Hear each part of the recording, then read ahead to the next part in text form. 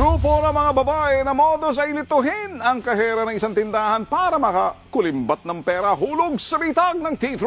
Ang estilo ng kanilang modus, narito't ilalantad ang bitag T3.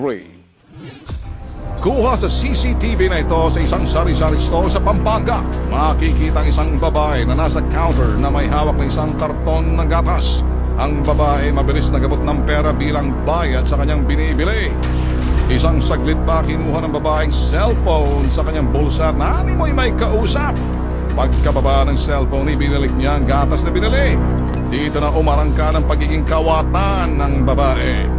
Pagkaabot sa kanya ng pera, mabilis niya itong naipasok sa kanyang bulsa at mabilis din niya itong napalitan.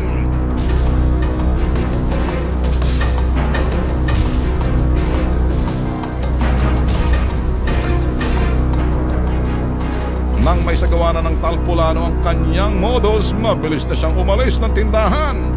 Ang babae, miyembro pala ng Palit Pera Gang. Habang ang kahera walang kamalay-malay na nabiktima na pala siya ng dorobo at busy pa rin sa kanyang trabaho.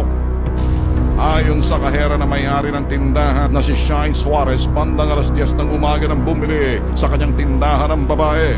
Nagbayad ang babae ng 1,000 piso para sana sa kanyang bibilhin, pero mabilis na itong ibinalik ang isang karton na gatas. Paliwanag daw ng kawatan, hindi kasi yon ang brand na gatas ng kanyang bibilhin.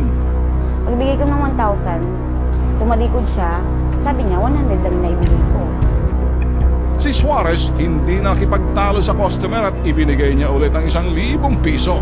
Nalaman ko lang, that time na nag-out na yung kahera, short siya na 900. Na-review ko sa kanya yung CCTV kung magkano yung naisakli ko.